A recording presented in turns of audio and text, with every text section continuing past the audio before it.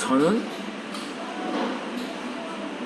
장애를 갖고 태어났었기 때문에 어렸을 때부터 항상 왕따였습니다. 부모님은 맞벌이였다 보니까 할머니와 지내는 날이 많았었습니다. 언젠가는 동생과 둘이 다닐 때면 항상 동생 친구들이 귓속말로 이렇게 말하곤 했었습니다. 너네 형 장애인이니? 라고 말하니 내심 내가 무안해졌더라고요. 미안하다기보다는 그렇게 생각이 되었었는데, 그러다 보니 항상 나 자신이 원망이 되고는 했었던 거죠. 나는 왜 장애로 태어났을까? 이 기분은 어디까지 표현해도 좋은 걸까? 나는 가치 없는 존재처럼 여겨졌고, 또 그러다 보니까 마음은 갈 길을 잃었던 것입니다. 그러다 보니 더 사람들에게 인정받고 싶었습니다. 하지만 어려웠습니다. 잘하는 것은 점점 적어졌습니다. 기분이 좋아도 다른 사람들과 눈치를 보느라 제대로 표현하지 못하는 일이 많았습니다. 어렵사리 의사를 표현해도 거절이나 무시를 당하는 일이 부지기수였습니다. 기분이 좋아지는 일 혹은 내가 좋아하는 일 등의 의사표현 자체를 하지 않게 되었습니다. 그러다 보니까 내 마음은 점점 더 고통스러워졌습니다. 또 부모님은 열심히 사셨습니다. 하지만 지금은 점점 어려워졌습니다.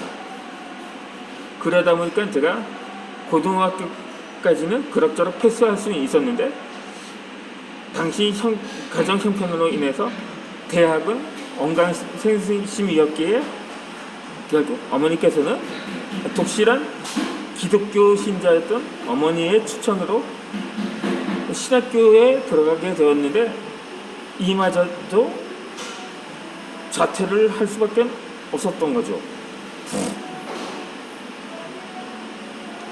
그러다 보니까는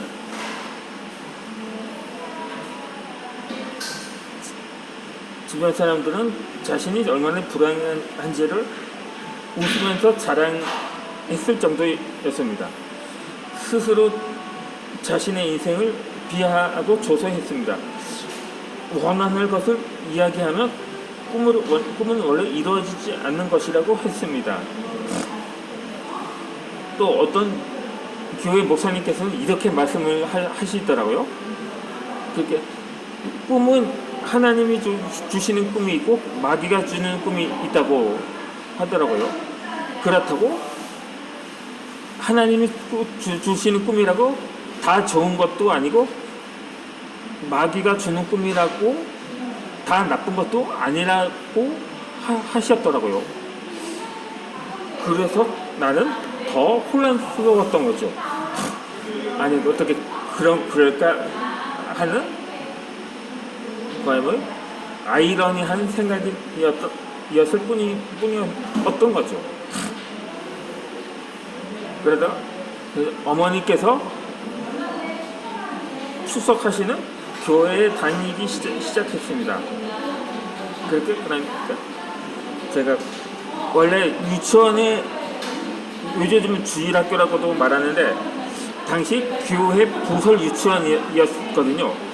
그러다 보니까 자연스레 교회에 접할 수 있게 되었고, 그 후로는 그냥 생각이 별로 없었던 것 같습니다. 그냥 학교 생활만 하다가 주일에는 그냥 책이나 보고 뭐 만화나 보고 그렇게 생활을 했었는데, 그러다 고등학교 때 본격적으로 교회에 등록을 하게 되었거든요. 이렇게 나는 마음이 세 갈라여서 회개해야 한다며 안수 기도를 길게 받을수록 마음에 깊은 상처가 생겼습니다. 특히나 제일 좋아하는 친구를 내 인생에 도움이 되지 않는다는 이유로 만나지 말라고 했을 때는 어떻게 하면 좋은지 몰랐습니다. 마음을 터놓을 수 있는 친구는 그랬다 보니까 없었던 거죠. 아무도 상황의 원인에 대해서는 물어봐 주지 않았습니다. 내 인생 자체가 잘못된 것만 같았습니다. 이렇게 원래부터 왕따였다 보니까 친구를 사귀는 것이 더 어려웠습니다. 친해지다 보면 항상 셋이 되고 어느 순간 나를 제외한 둘이 친해지기도 있었습니다. 그러다 보니 나는 늘 혼자가 되었습니다. 흔히 말하는 왕따를 당한 거죠. 그 이유가 꼴 보기 싫어서, 과시하라고 해서, 사람을 무시해서, 거짓말을 해서, 말실수를 해서, 친구가 좋아하는 사람이 나에게 관심을 보여서 등등등의 직접적으로 이야기해주는 이도 없었습니다. 용서도 없었습니다. 여자아이들 몇 명이 내가 있는 교실에 와서 칠판에 내 이름과 함께 욕을 쓰는 것을 보았습니다. 집에 오자마자 방 안에서 한참 울었습니다. 그리고 나와서 아무렇지 않게 식사를 했습니다. 내가 왜 울었는지 물어보는 사람은 없었습니다. 아마 다들 겉으로는 웃고 있었지만 마음속에서는 치열하게 싸우는 중이었던 같았던 거죠.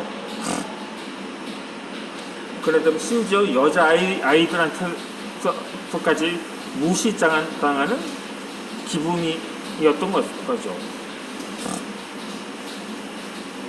근데 제가 말실수라는 또 간혹 있었거든요.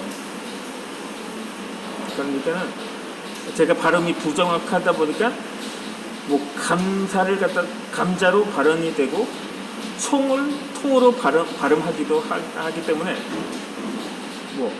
채팅 그래도 마음이 접촉해서 인터넷을 설치하면서 채팅을 했었는데 간혹 이상한 글도 올라오더라고요. 말실수가 간혹 글을 작성할 때 오타를 친다고도 하죠. 그러니까 자신이 이유도 모르게 강퇴를 당했다고 하소연을 하더라고요. 그러니까 그 이유는 그것이었다고 합니다. 그냥 저녁 먹었어요 라고 인사를 하는데 오타가 났나봐요. 저녁 먹었어요? 이렇게 뜨다 보니까 완전히 상대가 여성이었던 것 같습니다. 그러니까 강퇴를 당하지 않고 못 베겼을 것인 거죠. 그렇게 발음이 부정확하지 않으면 말을 더듬는 게 나의 특성입니다. 그래서 이제 누군가에게 공감을 받고 싶었습니다. 하지만 사람들은 저마다의 이유로 마음의 여유가 없었습니다. 이야기를 한 것도 다음에 다시 이야기를 하자 보면 처음 듣는 것이라고 했습니다.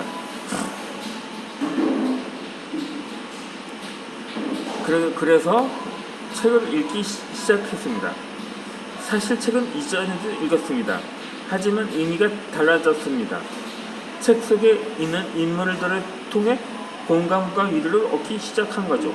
세상은 나를 압도했습니다. 내가 부족하다고 했습니다. 내 삶은 처음부터 잘못되었다고, 내가 아무리 노력해도 달라지지 않을 거라고 했습니다. 책은 나를 이 모습 이대로 받아주었습니다. 괜찮은 사람이라고 했습니다. 나에게 원하는 것이 무엇인지 몰랐습니다. 그리고 그것을 하라고 했습니다. 그래도 괜찮다고 말해주었습니다. 나는 책과 긴 시간의 대화를 했습니다. 그리고 마침내 내가 원하는 것을 해도 좋다고 스스로를 허락했습니다.